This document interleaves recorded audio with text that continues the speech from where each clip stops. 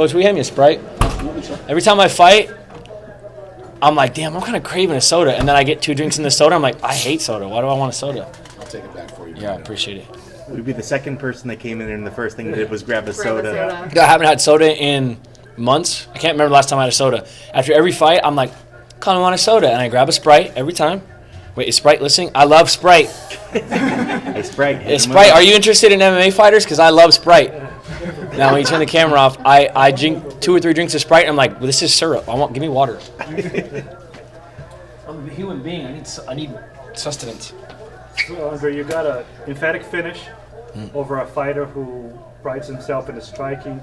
He had never been finished by strikes before. You won for the team.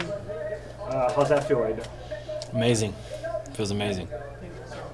When you hopped out of the ring, what was going through your mind at the point? Did you just want to share it with Sacramento, or what was? Yeah, what was going through your head I at wish that I could tell you, man. I don't know who that psychopath was. That wasn't me. He was on his own. No, I just hopped out of the ring, and the first people I saw were the Ranger Road guys. Ranger Road is something that a buddy of mine, Mikhail Venikov, who was also an Army Ranger, it's a foundation he set up to help wounded vets. And so I had a wounded vet actually walk out with me to my fight, and then they got some really good front row seats. UFC partnered up with Ranger Road, and I just saw him. I just wanted to give him a hug, man. Like I love America, and I love that. I appreciate and I respect their sacrifice, and the fact that they serve for us is why we get to fight for fun, So yeah, it just felt right. I just hopped out of the cage. I saw a bunch of guys who had sacrificed way more than any of us have, and I wanted to give them a hug. I think that's a great sentiment. You went in there a bit with after seeing you guys kind of face off at the face-offs. Looked like you went in there with a little chip on your shoulder. Was there something a little extra in this one that really was driving you to get this win? I mean, being at home definitely motivated me a lot, but it's also like it's not against him. I don't know him. He doesn't know me. He's just a guy. We happen to fight for a living, and that's how it works. Like, I'm not fighting him because I dislike him. I'm fighting him because that's our job. But at the end of the day, like, he's trying to take everything I have. He's trying to embarrass me in front of my loved ones. Like, he's trying to make a fool out of me in front of the people I love. I didn't talk about this before the fight, but I've said it a couple times now. My dad, I haven't seen my dad my dad just got out of prison, and I haven't seen him in about 17 years. And I saw him for the first time last night, and he's here at the fight today. And if you think you're going to beat my ass in front of my dad, like, it's not going to happen. Like, it just ain't going to happen. Like, if you think you're going to beat my ass in front of my little sisters, like, it's not going to happen. Like, you think you're going to beat my ass in front of all the kids I grew up with, like raising each other, scrapping and scrounging and trying to survive with each other, like, it's not going to happen. Like, you're not going to do it. It's not going to happen. Like, not in Sacramento. Not anywhere, but sure as hell not in Sacramento. Did you get a chance to talk with your family after the fight? No, I'm talking to you guys first. But as soon as I'm done with you, I'm gonna walk out there. I'm gonna give everybody a hug, and I'm honestly a little overwhelmed. Like, I just feel like everything's coming together in and out of fighting. Like, just in life, everything's coming together. I just turned 29 a couple weeks ago, and I feel like I'm almost starting to get this shit figured out. I almost have this life shit figured out. Like, I'm so close, but I'm starting to see the bigger picture, and it feels great, man. I'm thankful. More than anything else, I'm thankful. I'm grateful. There's 6 alpha male guys on this card. Uriah's returning. What does that mean to all of you guys going into this? Man, Uriah invested in me when there was almost nothing worth investing in, and to be able to make him proud and make the team proud and represent in our city is I can't put it in words, man. It's one of the best feelings I've ever had. At 29, you're starting to get that man strength. It's coming, yeah.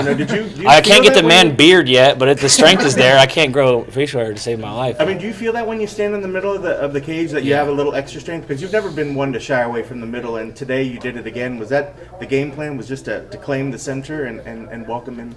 Yeah, I just knew it was gonna. Like my striking coach, Kieran Fitzgibbons. He's the best striking coach in the world, and he tells me about being in the eye of the storm, and like that's where I feel the most comfortable. Someone asked me a minute ago, like how I felt in the chaos. It's like, dude, I'm at home in the chaos. Like the shit I saw growing up, the things I survived to get here. Like, I'm at home in chaos. Like, I prefer it. Like, I'm nice and cozy by the fire. You know what I mean? Like, the chaos, I feed off of it. Like, I feel in control of it almost. And yeah, I love it. I love being in the middle of the cage. I love somebody hitting you and looking them in the eyes and just being like, nah, check this out, and hitting them, and then you can tell that they don't like it. You know, they can tell that their power, they don't have anything for you, and every time you touch them, they don't like it. It's like, I love to fight, man. I love to fist fight. You say you love the chaos, but you say you're getting your life together. What are you going to do after you get all your shit on the outside together? What's going to drive you? I'll have to find something else to recklessly throw myself at. I don't know. Once I'm done getting punched in the face for a living? I don't know. I got a couple ideas, though. I'm going to work on a couple things, yeah. You still trying to do the acting thing on the side? Yeah, I just did my, I do a lot of stuff, like, obviously fighting's my main focus, you know, but I make music. I have a bunch of songs on Spotify and iTunes. It's just like something fun. I like to put stuff out, and you know, if people like it, people like it. If they don't, whatever. I just did my first movie. I got a clothing brand. I go to juvenile halls and talk to at-risk youth. I got a bunch of irons in the fire, but fighting is the main focus right now. You know, I do a lot of other stuff: ride motorcycles, get tattooed, make bad jokes. I do it all. I'm like a Swiss Army knife, but fighting is the thing. Fighting is what drives me right now, and you know, I'm gonna be a world champion. I'm gonna defend the belt a few times. I'm gonna cement myself as one of the best to do this ever, and when it's time to move on to something else, I'm sure it'll be something else that's pretty chaotic, you know. You said you talked to the youth and the troubled youth, if you will. How important is it to be able to do that and give back to the community?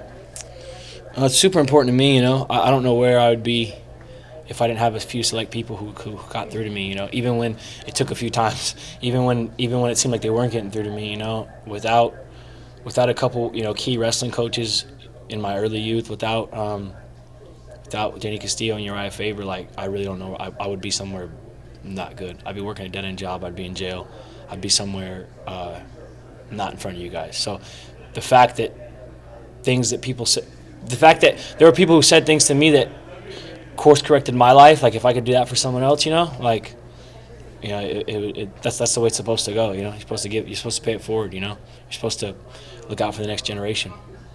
And that's something that's really important to me. Yeah, I feel like I've sort of gone from little brother to big brother on the team. Like there were guys who were the big brothers and I was the little brother, and now the big brothers have become coaches and little brothers have become big brothers, and there's a whole new crop of guys like you just saw Benito Lopez fight.